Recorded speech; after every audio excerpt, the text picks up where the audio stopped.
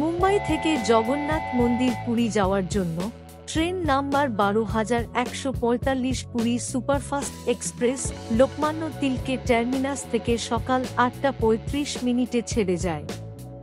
এবং মায়া Kalyan Nasik road, Bhusaval, Akola, Badnera, Nagpur, Gondia, Durg, Raipur, Mahasamund, Khariar road, Kantabanji, Titlagarh junction, Balangir junction, Balgarh road, Sambalpur junction, Angul, Talcher, Dhenkanal, Cuttack junction, Bhubaneswar, Khurda road থেকে তৃতীয় দিন সকাল ৭টায় জগন্নাথ ধাম পুরীতে পৌঁছায়। ট্রেনের সঠিক সময়সূচি ও তথ্য জানার জন্য এবং এই ধরনের ভিডিও আরও পাওয়ার জন্য আমাদের চ্যানেলটি সাবস্ক্রাইব করতে পারেন।